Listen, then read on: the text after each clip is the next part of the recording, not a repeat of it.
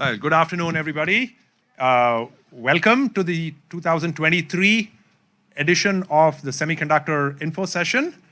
Thank you very much to all the students, esteemed guests, our industry friends, and other partners.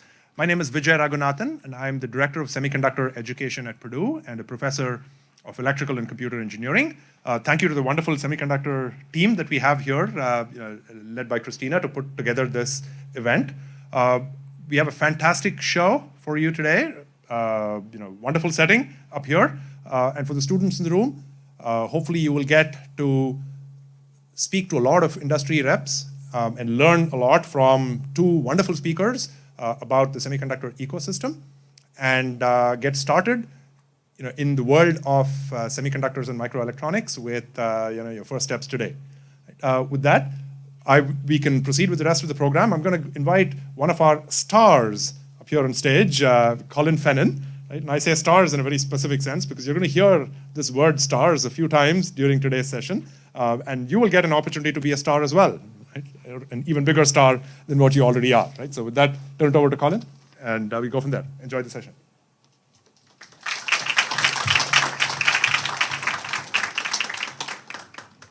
Hello, everyone. My name is Colin Fennan, and I'm a sophomore in computer engineering that went through Purdue's STARS program last summer and the Semiconductor seminar last spring. Purdue Semiconductor Outreach completely changed my career path. When I came to Purdue, I didn't even really know what a semiconductor was, and now I have the pleasure of introducing at a semiconductor info session.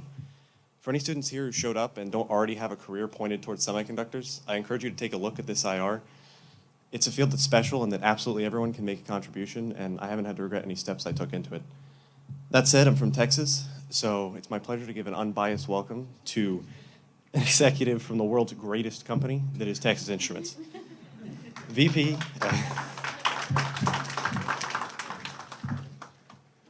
of TI's 300mm manufacturing is Brian Dunlap. Prior to being VP of 300mm fab operations, Mr. Dunlap managed Richardson's 300mm wafer fab. Manufacturing manager. He also had key roles at the 300mm DMOS 6 fab and 200mm K fab. Mr. Dunlap holds a Bachelor of Arts degree in Political Science and History from Miami University in Oxford, Ohio, and served in the U.S. Marine Corps as an infantry officer in the 2nd LAR Battalion. Bringing his over 20 years of experience at TI to the table, Purdue is grateful to have Mr. Dunlap with us here today. Ladies and gentlemen, please welcome VP of 300mm Fabricator Operations for TI, Brian Dunlap.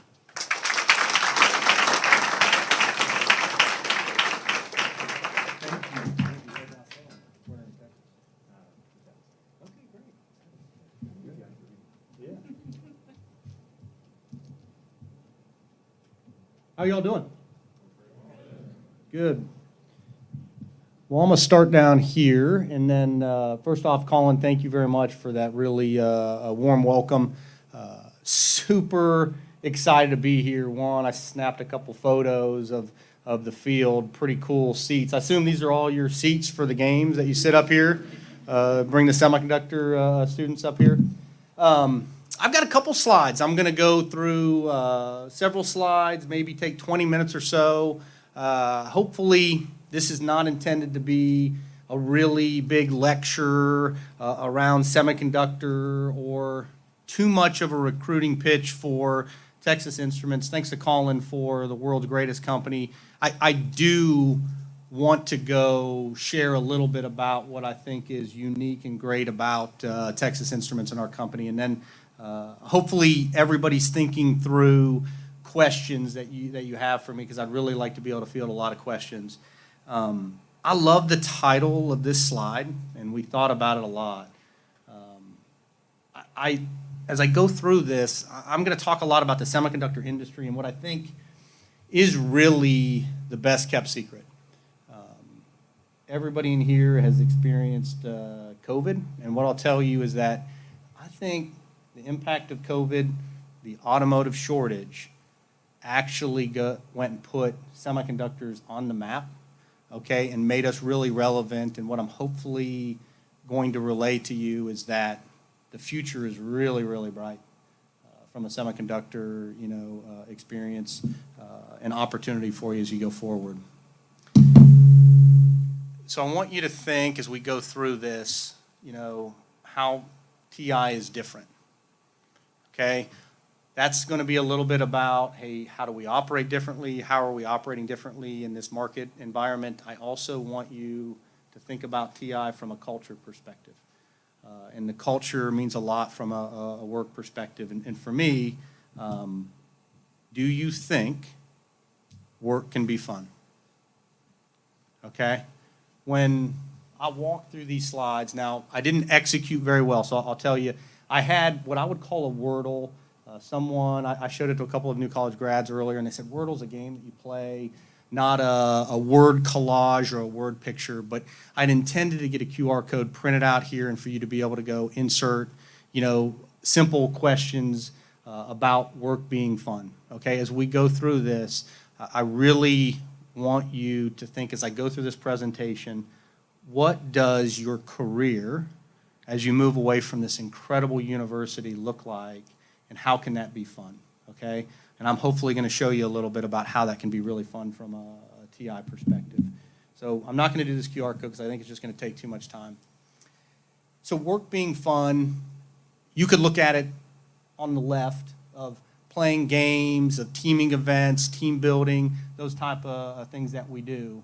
Or what I want you to really kind of buckle down on and think through is, hey, is it fun to have the opportunity to really go solve really challenging problems that impact our world, okay? From an electronics growth perspective, it's really about impacting our world and getting you to go do that in a very collaborative nature.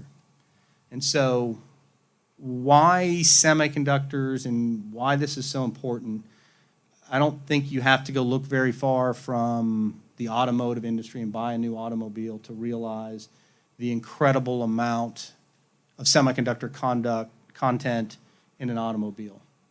Look at industrial, just the growth. Look at the personal electronics and just how many interactions with semiconductors you have on a daily basis, just using your phone and interacting with your friends and getting to here, as we use the GPS to get here very effectively. Or in the top right-hand corner, medical. When I talked about COVID and putting the semiconductor industry on the map, I want to share a little story from a Texas. At the time, of March of 2020, as COVID was becoming a real challenge for our industry and for our world, I was a factory manager in our fab. And we made a decision, hey, we needed everybody that could work from home to go work from home. Obviously, that change doesn't happen without semiconductor content. But what was really interesting is that we needed our manufacturing team and our equipment engineering team to go do maintenance on the equipment. Obviously, that can't be done remotely. So we said, hey, you need to come to work. You're essential employees. What was interesting is I realized I'd done a terrible job communicating to the team the criticality of what they did day in and day out. Their first response was, why are we essential? It should be doctors, nurses, law enforcement, those who should be essential and should be out and coming to work. And as we went through this, we said, no, the work from home doesn't happen without what we do. And then the calls came in from medical companies where they said, ventilators, respirators, we need more, and your parts are constraints. We need your chips to go get more ventilators into the market to save lives as we were managing through COVID. And I'll tell you what flipped the mindset of our team very quickly. When then all of a sudden you start executing on material, processing material, and disposition of material, that actually started to win the hearts and minds of the team. Oh, wait a minute. This is a real impact. What I'm doing is creating items, material, medical equipment that will save lives. And I'll be honest with you, the material that we executed on was the best we've ever executed on, and it was with the least amount of management oversight having to drive it because it became real for the team. And so why do I say that? Is because that's the criticality of the semiconductor market and the prominence of electronics in everything we do, from personal interactions to industrial interactions, to life-saving interactions. And I want you to realize, hey, that is the potential of semiconductor industry as we move forward, and why it should be really fun to be able to go make a difference like that. Here's another example, not related to a life-saving activity, but here's a 5 to 10 minute interaction that probably everyone has every day. Here's an example, TI employee going to the local coffee shop. How many times in that 5-minute interaction do you interface with a TI chip? Well, you do in your phone when you message your friends to say, hey, I'm here at the coffee shop, where you at? The monitor displays to go manage power, light the displays, TI chip. Cash register, TI chip. Of course, now we're getting into the flow sensors, regulation to go make sure your coffee is exactly what you ordered. And then, oh yeah, we probably go pay with the watch. So here's an example when you talk about the influence of Texas Instruments in our analog microchips. Easiest way to think about this, it has a battery or it plugs into a wall. Very likely that it has a TI chip in it. So everything from saving lives to ordering coffee to talking to your friends, TI is a part of that from a semiconductor growth perspective. Now, I've talked about the criticality, the magnitude of the semiconductors. Now I want to talk about the market. Many of you may have heard or seen that the market is a little soft, right? There's maybe some risk in, hey, are there going to be jobs available out there? What does it look like when we finish? What I've got graphed on here, I think, is the most impactful and telling story for semiconductors. If you look on the y-axis, that's billions of semiconductor units built. X-axis is by year, starts in 1989, 1990, all the way through 2030. What you'll see is that the semiconductor industry is cyclical. It is very cyclical, and today we're seeing companies take severe cost-cutting actions, cut back, slowing on hiring, doing everything they can to manage while we're in a softer market. But from a Texas Instruments perspective, what we've done is we've plotted that trend line. And if you look at those red dots and the gray trend line, what we know is the cycle will recover. This slide is not a prediction on when we're going to recover, but that we will recover. And every time that cycle has returned, that peak is higher than the previous peak. Okay? What we know is that on average for the last 30 plus years, it's averaged about 40 months peak to peak. So you can see the dots on there, 2025 and 2028. From a Texas Instruments perspective, we are continuing to hire, we're continuing to invest, and I'm going to show you our growth strategy, because not just from a revenue generation perspective, but also from a world economy, from supporting the medical, the automotive, the industrial industries. We owe it to make sure that we have capacity to be ready to go handle the next upturns in the market. So what I want you to see with this is that although a softer market, the trend line will repeat itself, and our growth is a real focus point for us as we head out of 23 into 24, looking towards that next upturn. Okay, busy slide up here. I don't want you to try to go memorize everything on here. What this really is our best replication visually of a very complex manufacturing flow, but that it provides tremendous amount of opportunities for diversity of engagement, work, and opportunities for you to go perform. So in order to go support those markets, we have 80,000 products going to 100,000 different customers. So So we're not focused on one customer, lots of different customers, over 150 different qualified technologies to support our analog and embedded portfolio. We have 12 wafer fabs. And fabs, if you're not familiar, is just fabrication center. And we've got those predominantly, in the US and Europe. And you'll see on here 200 and 300. If you're not familiar with that, that's the size of the silicon wafer that we process on. I've got a slide subsequent, and I'll show you our strategy from a Texas Instruments perspective is to go moving more and more towards 300 millimeter or the 12-inch wafer, where you really get 2.3 times the surface area of product or die out of the same silicon at a significant cost savings. So just a huge advantage.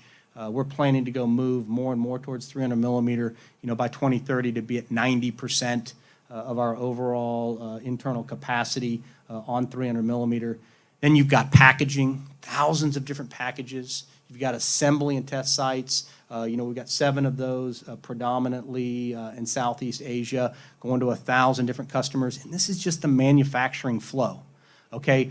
All of these unique responsibilities and critical components of our supply chain enable a multitude of different opportunities for you as future talent to be able to come in and engage and do engaging, challenging things from a TI perspective, have the opportunity to solve really awesome problems that impact the real world. And this is just our manufacturing side. On the opposite side is the whole business unit, impacting with customers, out winning sockets, out engaging to go look for new business wins or design opportunities to be able to go feed our factories. And so what I want you to see is diversity of products, but also diversity of opportunities, really almost independent of specific degrees to go contribute in a ton of different ways across our factories. So this visually, if you're not familiar, shows you the silicon sizes we manufacture on. So you've got 150 millimeter or 6-inch. We've got 200 or 8-inch, and then 300 or 12-inch. You can see the different size. From a Texas Instruments perspective, we manufacture on these 3 silicon sizes today. We've made a commitment to get out of our 150 millimeter lines here over the next several years. So we have plans to go redesign and redevelop technologies to move them to 300 millimeter. You can see the significant cost advantage, and what I'll show you is our growth strategy from a Texas Instruments perspective to go move more and more to 300 to gain that significant cost advantage. You also have heavier automation and data analytics capability on 300 that don't exist as readily on 200 or definitely 150. So on this slide, I'm going to show you what I'm really excited about. When we go back to that cycle, from units sold and being in a downturn and heading towards that 25 or 28 max peak return, here's where we've doubled down and what I think makes TI different to go invest in capacity to make sure we're ready ahead of that return to peak to be able to go, one, support our revenue aspirations, but also support the world economy through analog chips. So we've got, on the left-hand side, you've got Richardson, which you'll see our Fab 1. Current fab that was ramped in 2009 is at full capacity. And during COVID, we built and constructed our Fab 2, and it is in the process of ramping up capacity today at a much increased frequency than what we did in our Fab 1. In the center here is Lehigh, Utah. About 2 years ago, we made an acquisition on a factory to get us back into the embedded processing space. This is where we're investing in 45 and 65 nanometer technologies. We've got LFAB, just stands for Lehigh Fabrication Center. LFAB 1 is what you see on there. We're in the process. We qualified a flash product inside of a year, which is a record qualification for us with that team there. Did really an outstanding job. And if you can see that blue box, it's not as clear on the graphics, but we announced last year, and we'll do the groundbreaking here in the fourth quarter with production in 2026 planned to go construct a second factory on the site there. We believe there's a tremendous advantage in leveraging scale to be able to go ramp what we're calling LFAB 2 and continue to grow our commitment investment in both embedded processing and analog. And on the far right-hand side, about an hour north of Dallas, is an awesome, really tight-knit community by the name of Sherman, Texas. We have a 150 millimeter factory there today. That's one of the factories that we're in the process of transitioning away from 150 and moving it into 300. In addition, we have property that was a part of that original land purchase. And so we have plans to go build 4 factories the size of essentially RFAB 2 on the Sherman site. And if you look at a picture, here's a picture from last week of the SM1 fully being constructed, and then the second factory being constructed to the north of it. And so you can see we are heavily invested and committed in supporting the next semiconductor upturn and obviously future upturns to ensure we have capacity ahead of demand. So it's a lot of fun activity that's happening from a TI perspective. I already talked about solving outstanding problems. What I'll also tell you is that not just solving complex problems that make a difference, you get to do it with outstanding people. When I talked about culture, what makes fun, it's being able to engage and collaborate with super talented and awesome people. We have a huge intern program. Here was a news capture from one of our local media outlets in Dallas recognizing 2023, our commitment and our investment in our future during, a softening market where we had 1,200 interns in the U.S. and, double that total worldwide as a commitment to this talent pool coming and helping us grow our capacity as we go forward. In Purdue, we had out of those 1,200, 40. Okay, 40 summer, interns, and we've got, I believe, 19 new college grads that are joining the team today.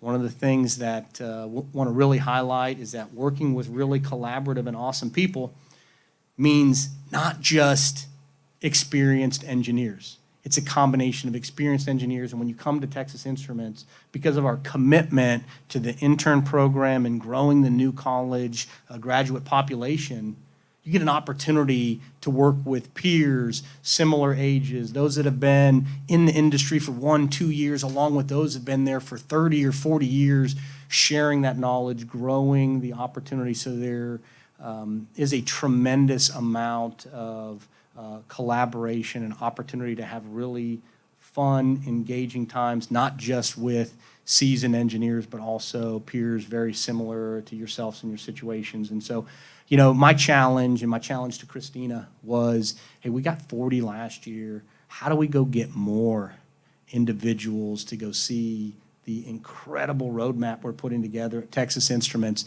and want to come down to Texas and see what it's all about and be a part of the internship and ultimately a really awesome growing career field. So, hey, can you succeed? Absolutely. The list of majors here is just a start. You may have heard from the beginning, Colin, reference. I'm a political science and history major.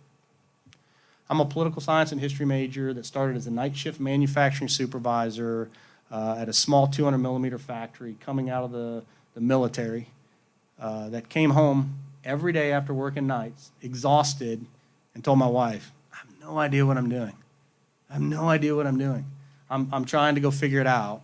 And I was fortunate enough to be a part of a company that has a culture of recognizing and rewarding hard work, leadership, engagement, willing to go humbly figure out what's the growth path for me, And now I lead a heavily technically capable factory leadership team that's responsible for 300 millimeter growth, which is our growth strategy for the company, really. And for me, I think that says, hey, TI, your career can be whatever you want it to be, right? The options and the potentials are really endless, and so I want you to hear that message as I go forward. And so before I really open it up for questions, which I'm hoping will be a really a long and engaging portion, is, hey, can work be fun?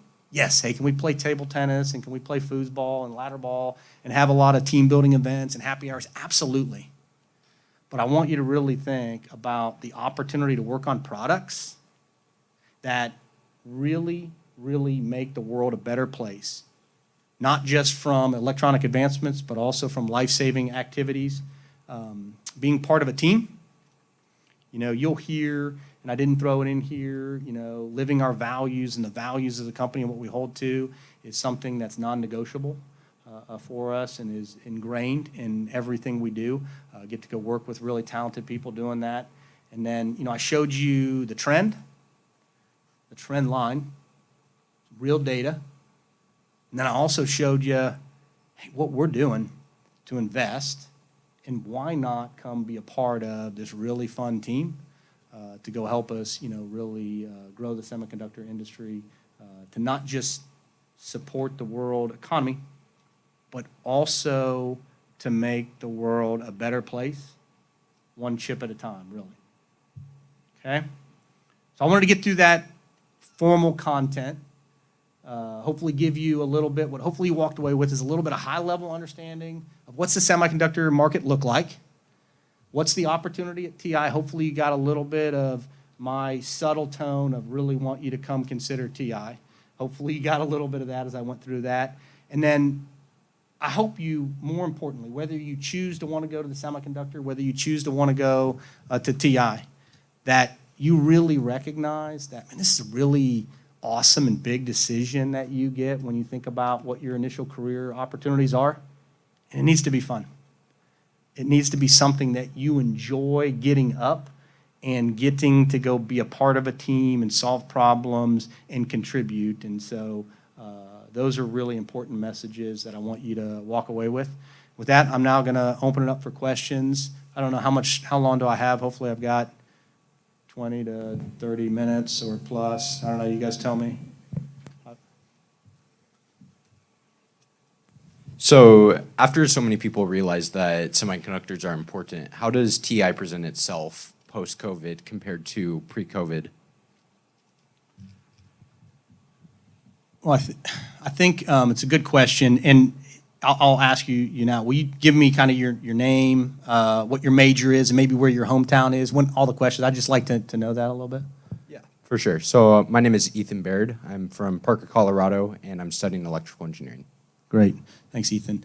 Really good question. What I tell you, if I go back here and show you this, roadmap here, and if you look at RFAB, as we were kind of heading into the COVID era, there were signs of weakening, and we were performing like we always had before, as we'd gone into hibernation mode, and we were cutting costs, and we were getting prepared for a potential downturn. Then COVID hit, and to be honest with you, we got surprised with the response and the growth that came out of there, and recognized that we'd been about a year late on making the decision to go construct RFAB 2. And so we then engaged in a really challenging supply chain to go build and construct a factory, ramp it up, get tools, and everything, as you can imagine, was challenging during that. But as we learned from that, the company, and I really appreciate the strategic vision, really decided, hey, looking at this trend line, looking at the future, we have to be committed to invest in capacity ahead of demand. And so we have, now made some strategic decisions even, with some softening in the market, to continue to stay focused on getting that capacity ahead so that we can be prepared for the return and not have to re-experience, this event that we had some lessons learned coming out of COVID. That's from like a company, strategic perspective. What I'll say is beyond that is I think we learned a ton coming out of COVID. Before COVID, going to go work from home, be honest with you, was seen as lazy or not committed to the company, and you got to stay there and you got to go punch the time clock. And maybe that was some of our old ways about thinking about things. And when we said, hey, we got to go operate the factories and do it with as many people, remotely as they possibly can, I think we learned, man, we can operate effectively, differently than we had before. That doesn't mean that we aren't back to the office. We're back to the office, 100% back to the office. I just think there's no replacement for that human interaction, the engagement. I think a lot of times when you operate remotely, you get to a good decision, but you don't get to the best decision because you don't have that natural conflict. And I promote conflict, not yelling and screaming, but productive conflict of challenging to go, hey, is that really the right decision? And people not being defensive, but getting to the best decision. So I felt like we were starting to move down to too many good decisions and not the required number of great decisions we needed to. So bringing people back to work is absolutely critical.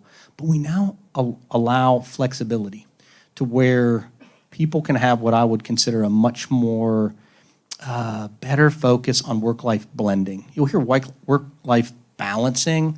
I choose to say work-life blending because you need to be able to blend those together. There's time when work has to take over and there's time when home has to take over, and how do you go manage those together? And now I have people that may say, hey, I'm going to go, work from home because I have, the plumber that's going to come, and the plumber gives me a 8-hour window and comes at hour 9. And before, I'm just so frustrated because I have to do it on the weekends. They can't go do it. We now allow that flexibility and what I would consider a much more effective work-life blending that we can operate remotely, where it makes sense and where people are mature and able to go advantage it. And so I think it's not just a strategic change for the company. It's also a personal change of how do we go engage, motivate, and recognize our employees who are just working their tails off to go help us grow the capacity. Does that answer your question, Ethan? Yep, that's great. Thank you. Yeah. Hi, my name is Yash Singh, and I'm a sophomore in computer engineering. My question for you is that what kind of skills and traits does TI look in graduates or anyone who's prospective to join your company? Yeah, really great question. First off, computer engineering is such an important component, especially I talked about 300 millimeter. The amount of data that we have available to us is just incredible. And one of our huge opportunities is how do we better manage that data in order to be able to effectively control, run our operations, and interdict with unknown problems before we even know that they're going to occur. So that's a really important responsibility. For me, I think we have several values. I think honesty and trust is something that I don't take lightly. I expect team members to come and work really hard, be dedicated. But when I talk about honesty and trust, it's an important piece of a culture, which means willingness to go challenge somebody, willing to be challenged, willing to be open to, can we make one another better, right? And with me challenging your idea, or you challenging my idea, it doesn't mean that you don't like my idea or you don't like me personally. It means that for us, especially in North Texas and the U.S., we have to constantly be challenging ourselves for continual improvement. Can we be better? Can we continue to go make manufacturing cost effective in the U.S.? And so the honesty and trust are really important. I would say capability and adaptability are important. And I say capability, not that you have to come with all the right answers, but do you have the capability to learn? Do you have the capability and the desire to want to put the time in, to go engage, to go learn, to be able to grow your career? Even with 21 plus years, I learn new things each and every day, and I'm willing to go say I make mistakes. And when I make mistakes, I admit it to my team, and we move on and we get better. And then adaptability, especially if you're in the factories. It's a fast-paced, ever-changing environment, which you have to be okay with the dynamic nature of what manufacturing operations is, and recognize that plans will change, plans will adjust, and our job is to figure out how do we go best, be flexible to go make the most out of accomplishing the mission on the ever-changing environment. That answer your question? Yes, thank you. Great, yeah. I think we have time for one more question. Front and center. Thank you. Hi, my name's Adam Mack. I'm a sophomore in electrical engineering. I'm from Greensburg, Indiana. You talked about how you place a lot of importance on having fun in the workplace and being able to do that. What's like one project or problem that you've faced in your whole time at TI that you felt was a really good example of how you make fun out of a problem at work? Yeah, I think it's a really good question. Thanks, Adam. I'm going to give you an example that may not seem like the funnest problem, because it was a really challenging problem that we had. And I'll tell you why I thought it was fun, because there's lots of other really cool things that we've done that have been fun. One example would be we have a program called Pit Crew, okay? And we take manufacturing specialists, and we empower them to be able to go do just the planned maintenance, black and white. There is no gray, none of the troubleshooting. And watching this team that in the past not have a growth path, now have this growth path, and then embrace that to actually improve like the green-to-green metrics and the better performance of the planned maintenance, and take pride in improving the overall operation. That's something that's really, really fun.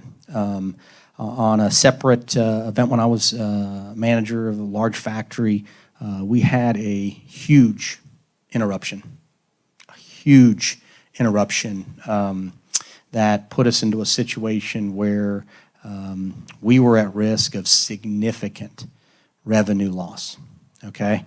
And I was faced with a really challenging situation during a supply chain constraint to try to go do the unachievable almost. And I remember this happened early on a Wednesday morning. And by the time we got the plan in place, it was about 9 p.m. at night. I called people back to the factory, got them in a room, and said, hey, here's what we're going to go do. The team said, crazy. No way. Impossible. No way we can go do that. And we broke it down to small things and said, there's not an option not to be able to accomplish this.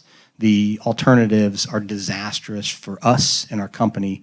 We have to go accomplish this.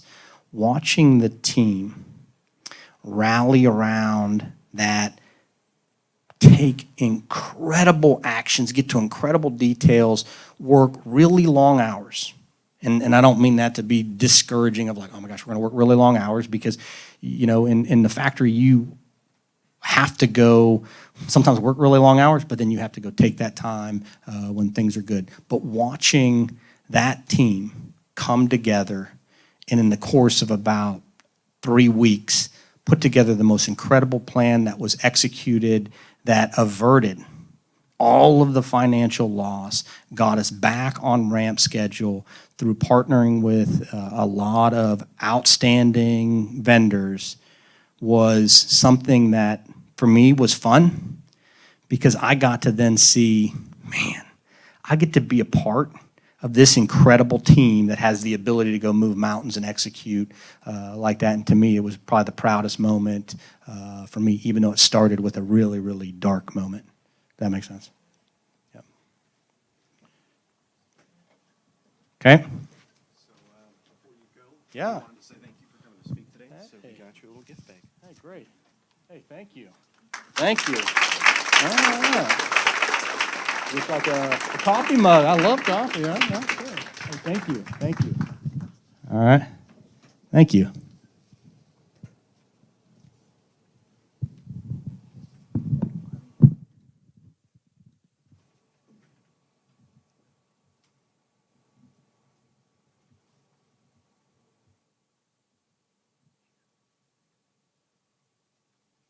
Hi, everyone.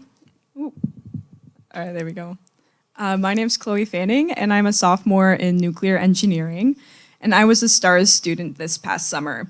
I'm just amazed at the multitude of opportunities and experiences that Purdue offers here in the semiconductor industry, and I really highly encourage everyone, to take those opportunities. I went from knowing virtually nothing about semiconductors to putting on a bunny suit, going into the clean room, creating my own manufacturing processes, etching and printing my own photomask design on a silicon wafer. Like, there's so much you can learn in such a short amount of time here at Purdue in the semiconductor industry. And thanks to STARS, I now have a mentorship and partnership with TSMC Arizona. I now have the pleasure of introducing our next speaker, human resources professional Erin Clark. She is the Senior Manager of Talent for Silfex Incorporated, which is a silicon component manufacturer and a division of Lam Research Corporation. Erin holds a wealth of knowledge and experience in talent acquisition and training, with a career spanning multiple industries and fields. As talent manager for Silfex, her expertise is in finding, hiring, and developing talent within manufacturing and engineering environments.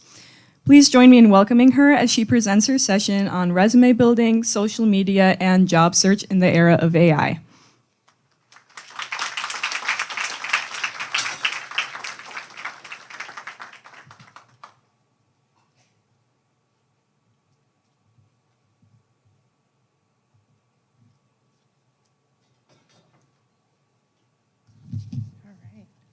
Good afternoon, everybody. How are we doing? All right. So after that talk, are we excited about getting into the semiconductor industry? So I'm here to talk about how to do that. How do you do your job searching? How do you build your social media campaign? How do you build a resume in the era of AI? So a little bit about me. Like Chloe said, my name's Erin Clark.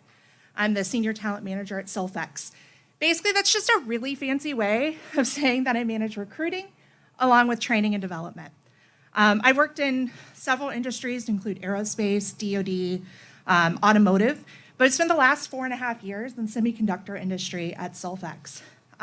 It's a passion of mine to talk about these things, to talk about resume writing and help students figure out how to navigate the job searching market and how to network and how to interview and how to write your resume. So how many of you guys are familiar with Silfex? I got one hand in the back, but he works for Silfex, so that doesn't count. So Silfex is the leading provider of silicon components in the world. Ultimately, we make the parts that go into the machine that make microchips, that makes technology like smartphones and solar panels possible. We're right here in the Midwest. We have 2 sites in Ohio, one in Springfield and one in Eaton. And we employ everything from manufacturing managers to engineers and everything that TI just said. So take their list, copy and paste, that's us. We're also part of Lam Research. So you may have heard of Lam Research as a company. We're a subsidiary of Lam Research. They make those machines that our components go into. They'll actually be here at the job fair, so go say hi to them as well. So let's talk about, there we go, AI and the human element. So AI is not new to recruiters. We're what you call early adapters. We definitely like to work smarter and not harder. And that'll be a theme throughout the presentation, work smarter, not harder. Sorry, there must be touch screen here. There we go. Sorry about that. So we realized that when you get hundreds of applicants for one job, we had to figure out a better way to sort through them. Because you don't like to spend hours upon hours looking at resumes. My eyes get tired, I get annoyed. So we had to figure out a better way. One of the first ways was an applicant tracking system, or an ATS. Basically, the applicant tracking system is a system that you apply in. So how many of you guys have applied for a job? Anywhere, right? You applied online, you entered in your information, that's the applicant tracking system. So what it does for recruiters and hiring managers is it takes your resume, compares it to the job description, and spits out a score or a grade that says how well you match that job. It then tells the recruiter, who do I reach out to first? Again, working smarter, not harder. The next is job boards. So about everybody in here raised their hand. So how many used things like Indeed or LinkedIn to find a job? Okay. So when you go on there, right, it gives you recommendations of jobs. It says, hey, you might want to check out Silfex. We're awesome, check us out. There's my plug. But it also does the same thing for companies. It gives us recommendations based on job descriptions. So we input, we post, and then it says, hey, reach out to Sally, reach out to Joe, reach out to whomever because they match your job description. The next way is resume searches. So when I started in, we'll just say 2000 and something, resume searches, we use Boolean logic. That's the ands, the ors, the nots, quotes, parentheses. I can't tell you how long my search string was when I was looking for a computational fluid dynamics engineer. It was ridiculous. Today, it's come a long way. With things like Google, all I have to put in is something like electrical engineer, Purdue, Semiconductor, and it's going to give me a lot of people who have all of those things in their resume. The next thing is chatbots. So how many of you guys are familiar with chatbots on websites, right? So companies do the same thing. It's a quick way to get quick answers to your questions, so you don't have to wait around for a recruiter or a hiring manager to call you. But probably one of the most interesting things that has come up is video AI interviewing. So companies have gone to sending candidates links, so you do a video interview with an AI. It measures your tone of voice, the words you use, your body language, your overall personality and behavior, and spits out a score to the recruiter and the hiring manager that predicts how well you match that job. It's pretty interesting technology coming at us. But I say all of this with AI, and they're great tools, but you ultimately can't take the human out of hiring. So you can get past all of the AI screening, but you still have to get past a recruiter or a hiring manager. And how do you do that? Well, it's with your resume and social media. So let's first look at some stats. So a company, it's called iCIMS, they're a recruiting platform, did a survey of 2023 college graduates. What they found was that 47% of them said they are interested in using ChatGPT or some other AI to write their resume for them. 25% of college graduates said they actually used AI to write their resume. And then in a different study done by Resume Builder, they found that 78% of people who used some sort of AI, be it ChatGPT or other, got an interview based on that resume. It's pretty good stats, right? So using AI to write your resume, how many of you guys have tried it? I did. I tried it before coming here. It was pretty cool. Here are some sites that I found. There's a ton of them out there. So do your research, but here are some best ones that I found. One is ChatGPT. So it uses a prompt based on some questions that you answer to write your resume. The next one is JobScan. So remember when I was talking about the ATS spitting out that score based on a match? It does that for you. Take the job description and your resume, and then it tells you how compatible you are with that job. The next one is CareerFlow, and this is a LinkedIn plugin. We'll get back to LinkedIn here in a hot second, I promise. But it is a way to optimize your profile. And then lastly is Resume Builder. It's a free-to-use AI generator of resumes, thank you letters, as well as cover letters as well. So let's talk about the pros and cons of using AI to write your resume. How many of you guys like looking at a blank piece of paper? I don't. It sucks, right? Writing a paper, for me, doing training or a job description, it's my worst nightmare. ChatGPT or other AI give you a starting point, gives you something to go on, so you don't have to look at that blank sheet of paper anymore. It also draws from experience, so from other users, and how to build that resume.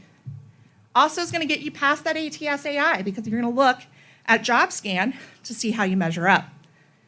And then it makes sure that your tone is consistent, the style is consistent throughout. Sometimes you don't sit down and just write your resume in one fell swoop, or you come back because you got an internship or a co-op and have to add to it. ChatGPT and other AI are gonna make sure that it's the same throughout. It also, as we learned, 78% gets you that interview, which is what we're looking for. Now the cons, it definitely can appear generic. When I did it, there was no personality at all to it. And so you definitely want to take the time to review and edit to make sure you don't have a generic piece of paper going out there. Because ultimately, recruiters will notice. And its studies have shown that hiring managers and recruiters, when they notice that you've used some sort of AI to write your resume, it's a turnoff for them. It also can have incorrect or outdated information. So ChatGPT only has information up to 2021.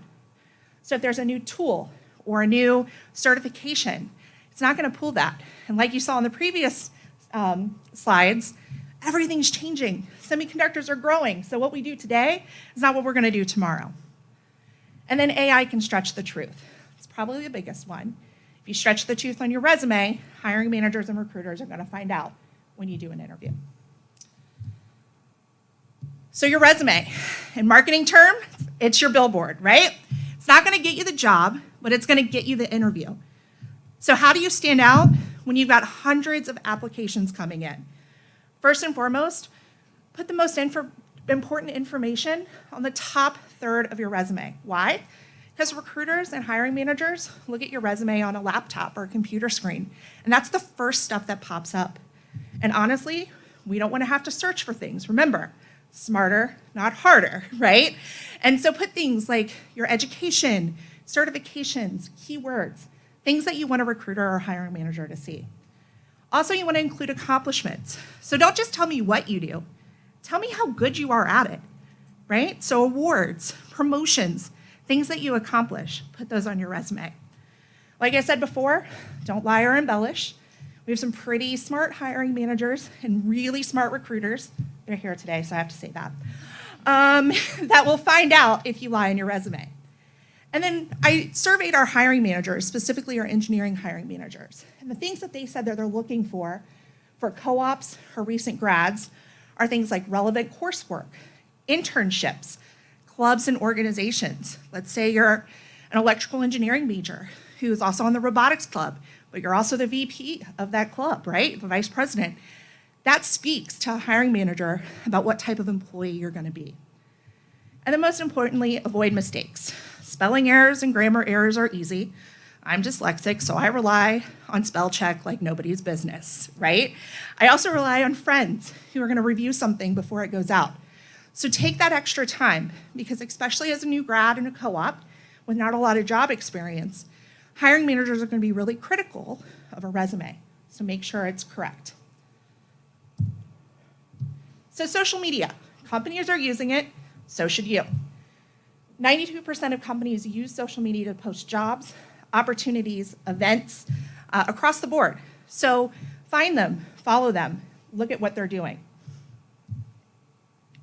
But be aware, recruiters and hiring managers are searching your social media when you apply for a job. Companies use AI to analyze not only your social media, but maybe your online presence to decide, hey, is this a predictor of if you're gonna be a fit for the organization? So make the pages private that you don't want a company to see.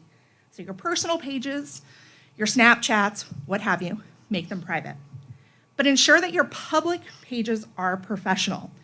If you don't want to see your future, if you don't want your future boss to see it, or your grandma or your mom, don't post it out there, because we'll find it. And then Google yourself. Just know what comes up. A company is going to Google you, so you might as well know what's out there. So how to use it, profile management. How many of you guys have LinkedIn accounts? Please, God, everybody raise their hand. Okay, we got a good amount, some still not. For those that you don't, go make one tomorrow, tonight. Use the AI to do it. Recruiters hang out on LinkedIn like nobody's business. That's where we search for candidates. It's how we find out more about you. Go make a LinkedIn profile. Ensure that that profile matches your resume, because if it doesn't, we'll find out. And then pick a professional photo. Don't be like the guys up there. In professional photo, if you don't have one, have your friend or your family member take a picture of you at the next formal event. Or at the job fair tomorrow, if you're dressed up, ask somebody to take your picture with a neutral background to use as your profile picture. And again, work smarter, not harder. So go look at the profiles of the people and jobs that you want to be in and see what they have out there and emulate. So actively searching for jobs on social media. That includes LinkedIn, Handshake. Do you guys use Handshake? Yeah, sort of. Use it. Companies are out there, I promise. Even Facebook, I know. All right, I know. It's old, it's fine. Companies are still out there. At least I didn't say MySpace, right? So connect and follow. Follow the companies you're interested in. So follow Silfex, because we're amazing. Also follow TI, they're okay. They're okay. But connect with recruiters, we're your friends. Not only do we know about job opportunities in our own company, but we have other friends who are recruiters. We share their jobs too, right? So make a recruiter your friend. And then share your profile and resume. Make sure it's up to date. So the bottom line, with all the AI and everything else, social media can't replace the art of networking. You still have to make connections in person. So you want to take every opportunity to meet people. This could be your professors, guest speakers, lecturers. I can tell you I've personally hired 3 students who have come up to me after I've talked at various universities for co-ops or full-time positions. They had their resume, they were excited to talk to me, asked a lot of questions. So take that time to talk. We're here for a reason, and we want to talk to you, so take that opportunity. Job fairs. I encourage you guys to do research on the companies that you're gonna go see over the next couple days, but take a chance on a company that you may not have heard about, because you don't know about what opportunities they may have. None of you guys in this room had heard about Silfex, but we have co-op opportunities, engineering opportunities, and we're really just a stone's throw away over in Ohio. And then industry events like this one is an amazing opportunity for you guys to get access to companies, and then friends and family members. You never know who knows somebody. And exchange contact information. So for those of you guys who raised your hand that you have a LinkedIn profile, do you guys have the LinkedIn app on your phone? Yeah, some of you. Download the app. Here's why. In the search bar, if you click on that, you can get a QR code that'll take people directly to your profile. So when you're at the job fair tomorrow, all you gotta do is put it out there, company can scan it, and automatically is connected with you. It's a great tool. But if you don't, ask for a business card. Follow up with an email. You have no idea how much you'll stand out with a simple, hey, I really enjoyed listening to your talk about resume building. You're amazing. I'd really like to talk to you more. Oh, sorry. But you don't know how much that's gonna stand out to a company or a recruiter. And ask if you can follow up with them. Hey, I really wanna learn more about X, Y, and Z. Networking isn't just about advancing your career, although it really does help. It's really about creating a connection with someone. So why is it important? I think I've said a lot of it, but probably one of the most important things is not all opportunities are listed. I'll give you an example. A few years ago, I was at a food truck, standing there, ended up talking to the person in front of me, because clearly I don't know a stranger. And he was an engineer. We started talking about his background, what he's looking for. I told him what I did. We exchanged information. We connected on LinkedIn. Fast forward a few months, I knew my company was looking for this engineer that had the same background of that guy that I met at the food truck. So what did I do? Hey guy, what's up, right? I called him. He interviewed, and we filled the job before it was even posted. So you never know where you're gonna make that connection at. And then practice makes perfect. How many of you guys love interviewing? Yeah, right? I don't even love interviewing. Networking gives you a chance to practice interviewing. Think about it. First question you get asked, tell me about yourself. Networking gives you a chance to practice that answer. That 2 to 5 minute speech about who you are, why you're here, what you're interested in, right? So take that opportunity so that when you're in front of me, when you're in front of TI, you're more comfortable with that elevator pitch. So connect with me, QR code, get you right to LinkedIn. I have opportunities at Silfex, but I'm also connected to a lot of other places. And that's what this is for. So as you go around to the other tables, connect with them. Make sure you make those connections. So, questions? Sure. Thank you. So my name is still Ethan Baird. You didn't change it? Not yet. No, okay. And I just had a quick question about the ATS applicant tracking system. So I've heard that they judge a resume on alignment. So is there a best way to counter this with templates, or do you have any recommendations for that? Yeah, I would say go as, and this is going to sound silly because I said not be generic, but don't be fancy, right? You want your name, and don't put your address anymore. We don't need that, unless you want me to Google it, just FYI. We're nosy in recruiting if you haven't figured that out. So your name, your contact information, super important. Email, phone number, how to best get a hold of you, your LinkedIn profile. And then go directly into like education, and then those certifications or keywords of things that you're interested in. That's gonna be huge, because again, keywords are what's gonna match up with the job description. And that's gonna be how you get the better score. But keep it simple, don't try and be too, now I'm gonna back up and say if you're like a marketing major or like a social media guru, you might wanna be a little bit more, flamboyant about things, right? But in general, keep it simple because it'll be better compared in an ATS. Yeah. Any other questions? There has to be at least one more, guys. Are we not looking for jobs?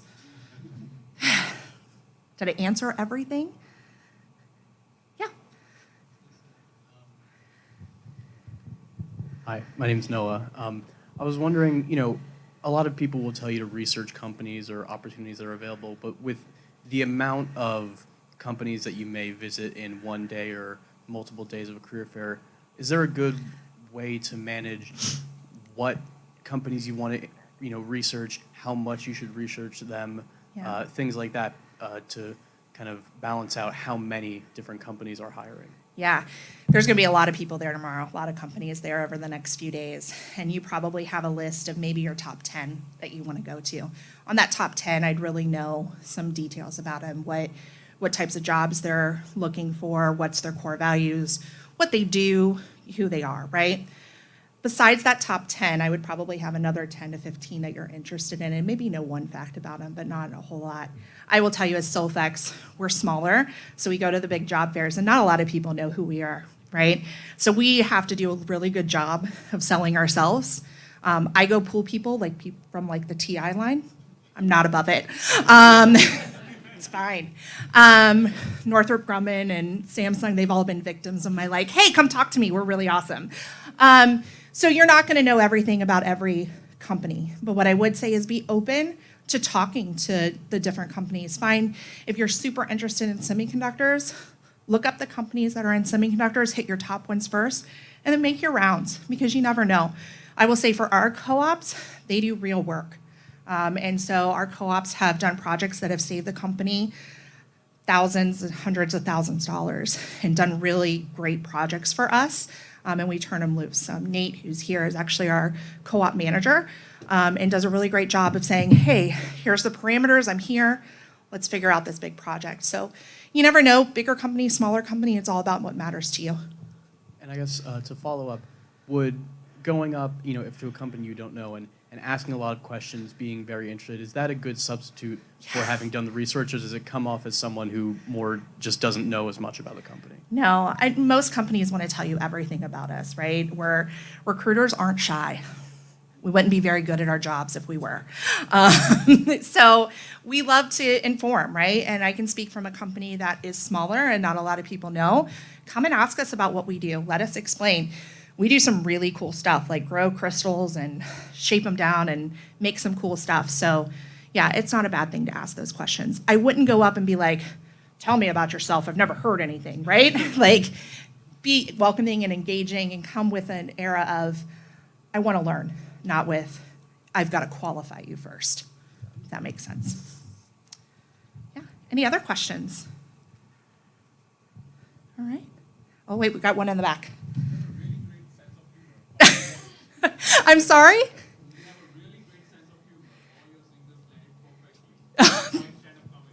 Thank you. That used to be on my bucket list, but I don't know. We'll see how it goes. Awesome. Well, thank you. If you guys have any questions, feel free to come over and ask us. Excited to tell you about what Silfex does.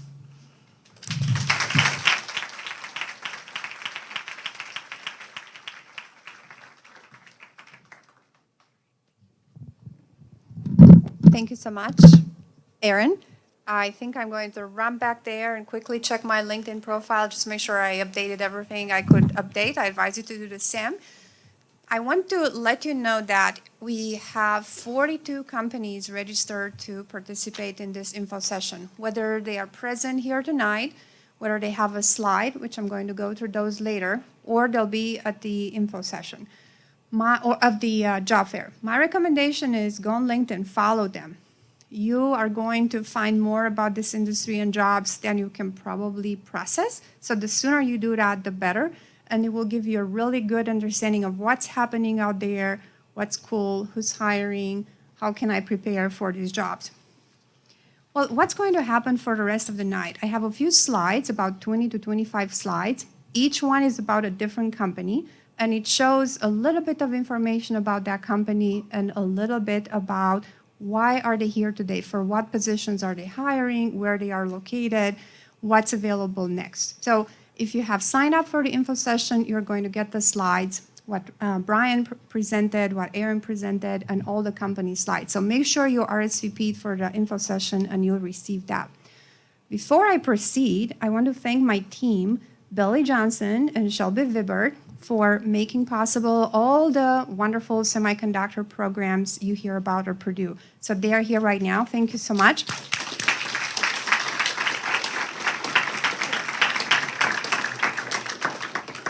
And we also have very, very strong support from the Office of Industry Partnerships, Matthew Mersdorf. Matthew, it's right there. And we also have very strong support from the Office of Professional Practice. So you probably know Patrick and Jenny and Joe Tort by now. Wonderful, wonderful resources, and we all work together. I also want to make sure you know that Brian and Erin will be available to ask or to answer additional questions right now or a little bit later if you are around. So now let's jump right into the slides and go through very, very quickly what we have, who is here today, who's hiring. You have learned by now that there are so many different companies and so many different opportunities, ranging from the materials that go into making the wafers and the semiconductors, to designing the integrated circuits, to manufacturing, testing, and packaging, and selling all the semiconductors. So we have all companies represented here tonight, small and large, hiring anywhere from one intern to thousands of jobs available. So Air Liquide produces gases for a variety of industries, about 2 billion euros in revenue, close to 4,000 employees on 3 different continents. If Air Liquide is here, please go ahead and find them and see what they have available. Looks like They are recruiting for 42 interns positions and 26 full-time jobs. Next is Analog Devices, 25,000 employees in 31 countries, $12 billion in revenue. I know John is here.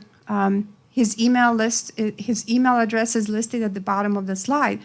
Don't let that opportunity go away. You have the email for a recruiter. Make sure if you want to work with that company, send him an email. Applied Materials revenue most recent year is over $25 billion. They spend a lot of money on R&D. So if you're interested in grad school or more advanced opportunities, that is a wonderful company to work for. 33,000 employees or more in 24 countries, and impressive number of patents, over 17,000 patents. If you are interested in a job or more information about them, please reach out at university_relations@amat.com. ASM, global leader in deposition wafer processing equipment. They have over 4,000 employees, most recent revenue over $2.6 billion. They are headquartered in Phoenix, Arizona, but they also have locations in 15 different countries. They are hiring for master's and PhD students, and also positions for field engineer are open to bachelor students. Hiring in multiple locations, but roles available right away in Phoenix with rotating around the country. Borg-Warner, they are a supplier to the automotive industry, close to $16 billion in sales in 2022. They have over 38,000 employees, of which 7,500 are engineers. They are working on 3 different continents and over 30 countries, I think. They hire device integration engineer, analog design, digital design, ASAC architect. And if you want to know more about that, Taylor Stouter will be here, and his email is tstouter@borgwarner.com. They also have opportunities right here locally in Kokomo, Indiana.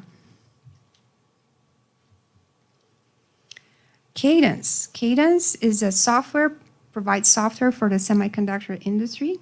They are hiring new college graduates, and they are also offering summer internships for 2024. They're looking for electrical engineers, electrical and computer engineers, computer science students, and mechanical engineering students. They hire design engineers, product engineers, software application engineers. Their company had close to $4 billion in revenue, over 10,000 employees, located primarily in San Jose, Austin, Cary, Burlington. And if you want to learn more about it, Eric Jung is here, and he listed his email address. Global Foundries. I want to give a big shout out for Global Foundries. They were a wonderful supporter for the STARS program. They also funded all the students in the manufacturing track to go visit their Fab 8. And as we have another batch of STARS positions available for summer 24, if you're interested in manufacturing, Global Foundries would be a wonderful place to get started. Over $8 billion in revenue in 2022, over 13,000 employees in the United States, Germany, Singapore, India, and some other locations. Intel. Intel is here. I think I've seen Jessica and her colleague. Close to $25 billion in capital investments in 2022, and lots of billions invested in research and development. They are hiring undergraduates for internships, graduate internships for masters and PhDs, and they are going to have interviews on campus on October 19. They hire in a variety of career pathways: artificial intelligence, business, fab construction, graphics, hardware, IT, manufacturing and facilities, sales and marketing and software, and they have over 130,000 employees worldwide. Kanken, Japanese company, $175 million in revenue, and over 1,500 employees worldwide, located primarily in Japan, but also sites in China, Taiwan, and Korea. They have positions available for field service engineer, full-time jobs, and internships. You can start as early as October 2023 with locations in Austin, Texas, and Phoenix, Arizona. Marvell Technology, nearly $6 billion in revenue, 7,000 employees or more, headquartered in Santa Clara, California. They have internship positions available, also currently over 170 openings that you can apply for right now. If you want to learn more about it, email them at collegerecruiting@marvell.com. MediaTek. MediaTek is one of the companies that has established a location right here in West Lafayette, Indiana, and I know they have a position available for an internship for fall 2023, so effectively right now. Let me know if you're interested in applying for that, if you haven't seen the job application yet. They are also looking for a full-time engineer. I know we have several recruiters here today, so if you're looking for a switch, maybe this is your good day. Micron, over $30 billion in fiscal year 2022, over 45,000 employees located in 17 different countries, various types of jobs, process engineer, product engineer, device engineer, IT, and right now they're hiring for internships, co-op, gear. Who knows what gear is? Wonderful. They have an info session a floor below going on right now, so just in case you're interested in that. Flexible start dates, either 3, 6, or 12 months for internships, and full-time jobs available starting with summer 2024 as well. NSWC Crane, located right here in Indiana, a variety of opportunities available. Positions available for graduating candidates in May 2024 for bachelor's, master's, and PhDs. Let me see if Crane is here. Want to raise your hand? Right there. Talk to them right here in Indiana. And if you want to learn more and you don't get to talk to the rep, email address listed crane_recruiting@navy.mil. Reliable Microsystems, one of the companies located in Franklin, Tennessee, or Crane, Indiana, smaller company with about 20 full-time employees. And they have both internships and full-time employment opportunities available for electrical engineers, computer engineers, aerospace, and nuclear engineers. info@reliablemicrosystems.com if you need to know more. Silfex.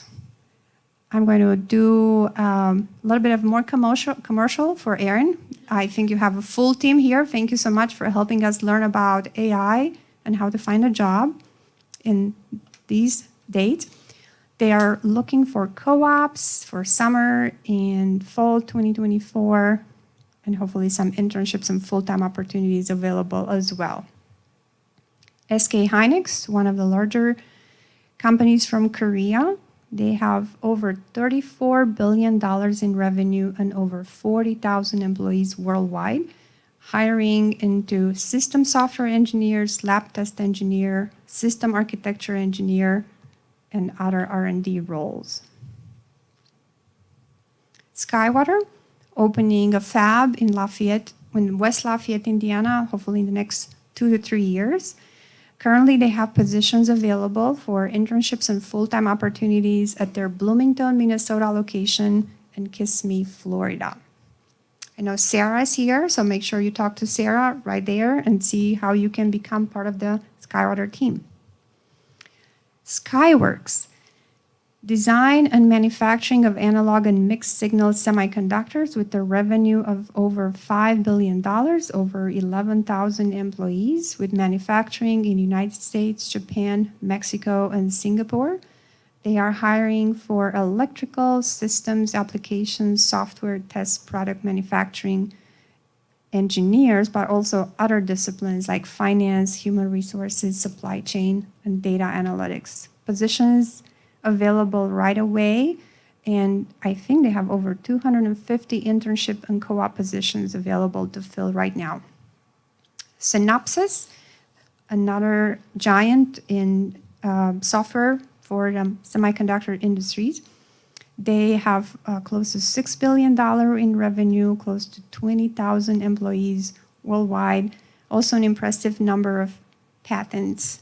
And they are hiring for internship opportunities starting with May 2024 and new college opportunities with locations in Sunnyvale, Austin, Boston, and others. Texas Instruments. Anybody wants to take this slide? Let's see, over 80,000 products for over 100,000 customers. Did I mention that they hired 40 interns for summer 2023? And they plan to hire even 40 Purdue interns for summer 2023, and they plan to hire even more for summer 2024. Overall, they had over 1,200 interns this summer, and I think that number is going to go up for next year. They hire analog design engineers, application engineers, digital design engineers, facilities engineers, manufacturing engineers. Western Digital, they work in design and fabrication of semiconductors with a revenue of $12.3 billion, 65,000 employees with sites in the US in San Jose, that's where their headquarters is, but also other offices in Milpitas, Irvine, California, Rochester, and Longmont, Colorado. Summer internships are their focus right now, but also they have some co-op and full-time roles available.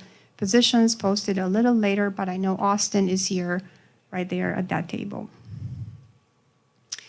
So hopefully this was useful, helpful for you to deciding which companies you want to visit at the job fair tomorrow and the day after. We want to close with a few slides telling you, so what? What do I do next? How can I get engaged in this path? Some of you probably already know what the next step is, but for those of you who are new on campus and new to the semiconductor industry, I want to invite another STAR student to talk about his experience and what you can do next.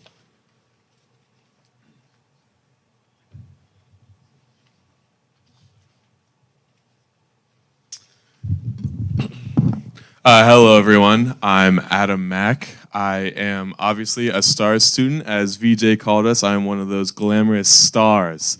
I completed the 2023 summer program. And today, what we're going to show you up here is essentially, if you were a freshman right now in your fall semester, this 8-step process would be a perfect flow for you to do to get in semiconductors. So you want to register for Changing the World with Chips, which is a 1 credit hour course that they'll offer in the spring. We'll get into that later. Then you'll want to go on a study abroad to Europe or Japan, or a study away in Silicon Valley, and those are in like the spring break, May-mester area. Then you'll apply for your STARS quasi-internship for summer 2024. I did the summer 2023 internship. It's an amazing experience. I had recruiters reach out to me to ask to meet them at IR. That's doesn't happen a lot in my experience, so it's pretty cool. Then you want to sign up for your vertically integrated projects, get some more experience. Then, of course, take other courses with semiconductor content, explore your research opportunities, and then obviously consider applying for the 4+1 bachelor's, master's degree program, and then sign up for a concentration or certificate in semiconductors. I'm personally going for the certificate. I think it's pretty cool. We'll get more into that later. So that class we talked about, Engineering 103, Changing the World with Chips. So basically what this class will be, it'll be spring 2024 every Wednesday from 4:30 to 5:20 p.m. and we will feature speakers from the largest companies in the world. There's a lot of topics up there. I'm not going to read all of them to you, but I will say to you, to my knowledge, there's not a lot of other classes offered at Purdue where every single week you'll go into the classroom and there will be a new, possibly C-suite executive from some of the biggest companies in the semiconductor industry there just to talk to you about semiconductors. So I encourage you, if you haven't taken it, take it.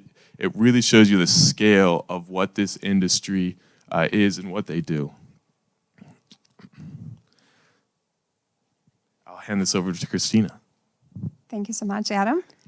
This is a new opportunity that we're offering to students interested in semiconductors to participate in a couple of different study abroad experiences. The first one will be available in spring break 2024. We're going to go to Europe and we're going to visit 3 primary objectives. The first one is IMEC, which is the largest semiconductor research and development institute in the world. They have over 5,000 researchers, full-time researchers. You can imagine the scale. At Purdue, we have 3,000 professors. Imagine that they have 5,000 researchers. All they do is related to semiconductors. So we're going to visit them for a couple of days. Then we're going to visit ASML, which is one of the companies that makes possible the entire semiconductor industry. They make the equipment that goes into fabs that make chips. So happy to have their staff and researchers welcoming us. Then we're going to visit a couple of universities in Netherlands and Belgium. We're looking for about 18 to 20 students interested in this opportunity, and registration will be available in October. You will win 1 credit hours for this opportunity, and we're hoping to make that count towards the semiconductor certificate. We'll have a similar experience available in Maymester 2024, right after school ends, but before the STARS program will begin. We want to go to Japan and visit Micron, Applied Material, and maybe several other manufacturers there, so maybe 2 to 3 universities.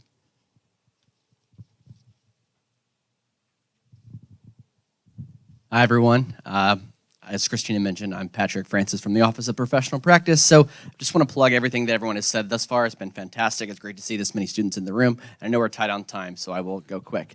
So one of the other opportunities that you have as a student on spring break, this is a domestic study away over spring break. It's a 1-credit course, Introduction to Silicon Valley and the Tech Industry. Last year, I led this group of 26 students. So it is a great trip with embedded industry trips or industry visits. So we go to 2 sites a day, some of these being semiconductor companies that are actually in the room today. So we were at Intel last year. Jessica Voss, if you're here, hello, I'll see you later. But thank you for a great visit at Intel, a fantastic museum showcasing the importance of semiconductors. So it is a great trip. We have 26 spots for, again, a domestic study away. I'll be around hanging out if you have any questions about that. Yeah, so I think there's actually some of the students that went on the trip. I saw Kaiza in the room. If you know him, he's a TA in our office. Just raise your hand again, Kaiza, thank you.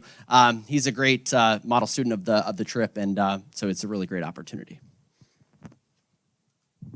Thank you so much, Patrick. And coming up to our last few opportunities available to you as students, you can always sign up to be part of a vertically integrated project or a VIP. We currently have 2 teams available. One is the socket team, and that's related to design of semiconductors, and it's led by Professor Mark Johnson. The other one is Semiconductors at Berkeley, where you can learn more about manufacturing of semiconductors, and it's led by Professor Jihong Chen. And the next opportunity. And of course, we're back to STARS, which is where you see a lot of us students up here are participated in the summer 2023, and this is our summer 2024 program. So it's an 8-week-long semiconductor skill development program on the Purdue campus. We like to call it a boot camp. There's a $10,000 expected stipend for summer of 2024, and you can earn up to 6 credits for the semiconductor certificate we mentioned before. And they're planning for 100 rising sophomores who have completed the Introduction to Semiconductors course. So if you want to get into STARS, take that spring course. It helps a lot.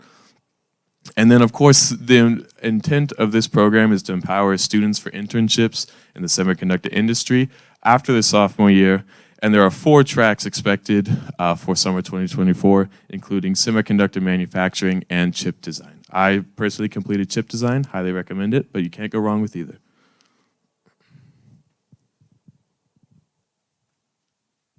coming back up to close, I just want to again plug everyone that's here and thank you for being here. But one thing that is the most important thing out of all of this is the talent, right? So one of the things that our office at the Office of Professional Practice is doing is we are leading the program surrounding this certificate. So the gateway to the certificate is the Changing the World with Chips course, which we had over 200 students in it last year, in person and online. So we're running another version of that in the spring, as it has been mentioned. But the certificate is, again, has a experiential learning requirement. So some might think that's an internship, or it's a co-op, or it has study abroad tied to it, but also it could be research. So this for us, and our office is formerly known as the co-op office, but we facilitate work-integrated learning at the university. So blending industry with academia is what we do, and it's very important. And this is engagement as early on as freshmen can enroll in this. So we had the initial sign up in the first week. There were over 40 students that signed up for this. So it's open enrollment. You can add it to your graduation certificate. Again, same concentrations. It's a blend of courses that are technical and in nature. So it's really important for not only the students in the room, but all the industry partners in the room to know that the requirement for the certificate does include an internship. Christina did a great job of listing all of the available opportunities, but again, this certificate only works if the students have the opportunity. So we appreciate you all recruiting at Purdue, recruiting these students, and being here. I just wanted to plug one more person in the room. Sophie Tung is our Semiconductor Program Manager in the Office of Professional Practice. Students, if you've not met with her yet, please go and introduce yourself. She is here to support this entire initiative through our office and the certificate. And thank you all for being here. I think next is networking. I'll pass it back to Christina to give the instructions because I don't know what those are. Thank you so much. Well, I hope you're going to use the next hour and a half to meet some of the recruiters in the room. Thank you so much to all the companies who have sent a slide or a representative here today.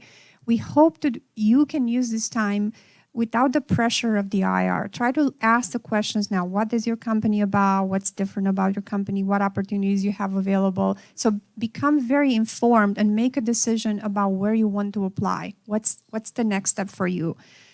Thank you again, everyone, for showing up. Thank you to the companies. Thank you to the team and OPP for being here tonight. If you have any questions, find somebody with the yellow shirt with Semiconductors at Purdue and ask that question. We'll be happy to address that. Have a good night, a productive job fair.